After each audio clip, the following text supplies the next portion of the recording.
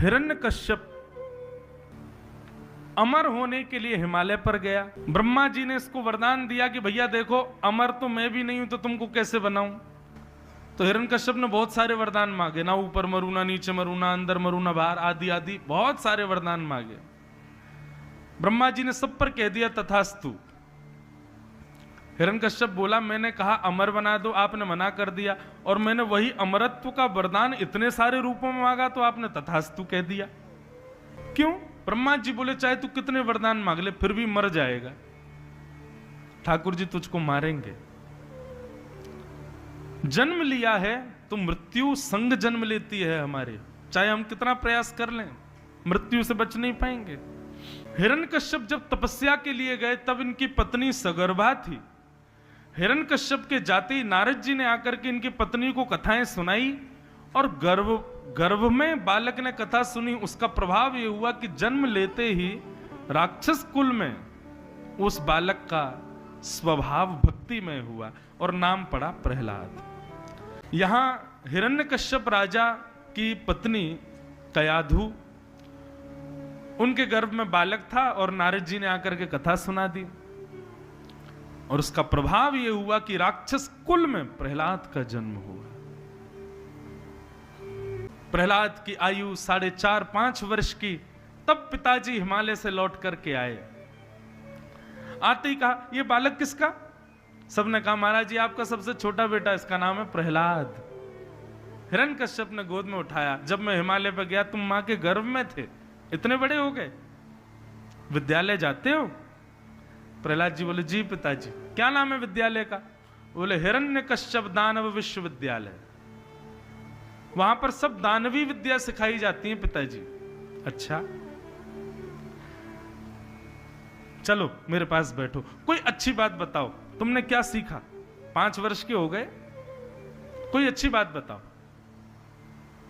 प्रहलाद जी बोले आप सुनेंगे पिताजी? बोले हाँ मैं सुनूंगा, बताओ। पिताजी 9 प्रकार की भक्ति होती है पिताजी।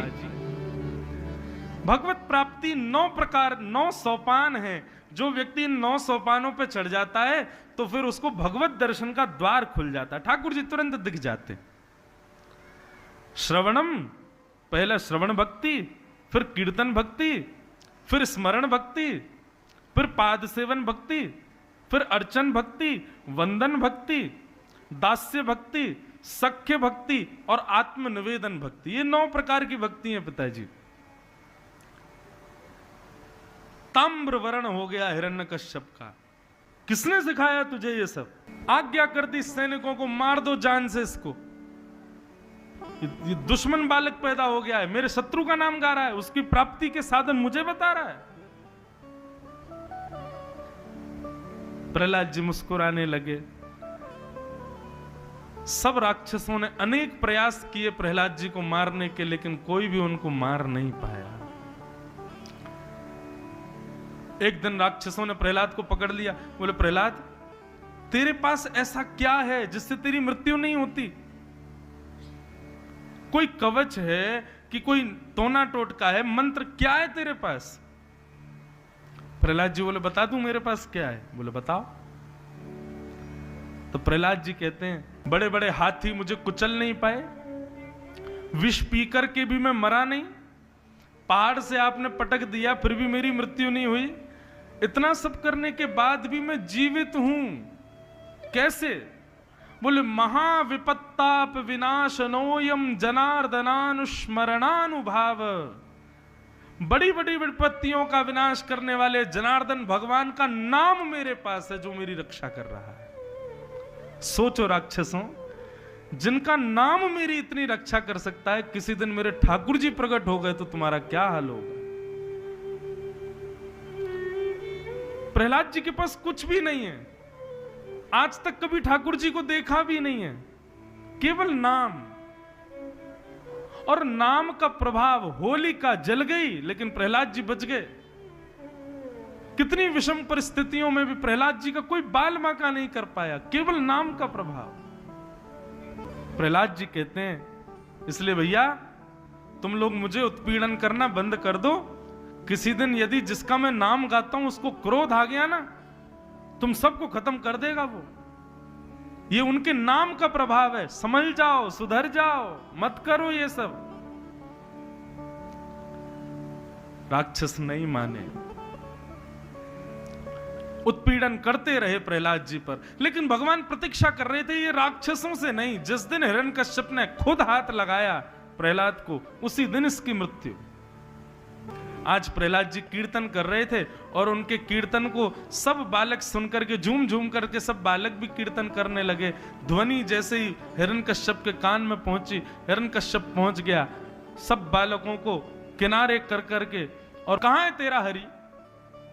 नहीं मानेगा, आज तेरे हरि को पहले मारूंगा, तुझे बाद में मारूंगा, पहले बता तेरा हरि कहां है? पिताजी, प्रश्न यदि गलत हो तो उत्तर सही कैसे हो सकता है? आपने गलत प्रश्न किया है पिताजी। मेरा हरि कहां है ये मत बोलिए, ये बोलिए वो कहां नहीं है। आप में भी है, मुझ में भी है, यहां जितने बालक हैं सब में, सबके भीतर विद्यमान है। कण कण में वो बैठा है नाथ। अच्छा, सब जगह है? बोले हाँ। तो आज तुझे बचा के दिखाए मुझसे, इस खंबे में है? जी पिताजी है। देख ले। बोले हाँ पिताजी मुझे दिख रहे हैं, इसके भीतर विराजमान है। विश्वास प्रहलाद का, और प्रहलाद की भक्ति में अटल विश्वास, अभूतपूर्व विश्वास। जैसे ही गदा का भेदन किया, कोई खंबे के भीतर भगवान बैठे नहीं थे, लेकिन प्रहलाद का विश्वास था कि भगवान है।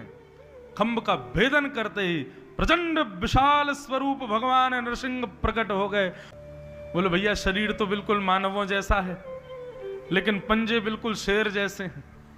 बोल बिल्कुल मानवों जैसे रहे हैं, लेकिन बोली जहां से निकल रही है वो मुख बिल्कुल शेर जैसा है।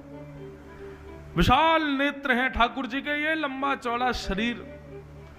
और महाराज प्रहलाद जी के उस भाव से नृसिंह भगवान प्रकट हो गए। हिरण्यकश्यप के साथ युद्ध किया। शाम का समय हुआ, हिरण्यकश्यप को उठाकर अपनी गोद में पटक लिया। हिरण्यकश्यप बोला आप मुझे नहीं मार सकते। भगवान बोले क्यों? मैंने ब्रह्मा से वरदान मांगा। भगवान बोले क्या क्या वरदान मांगे तुमने बताओ? ना अंदर मरूं ना बाहर मरूं।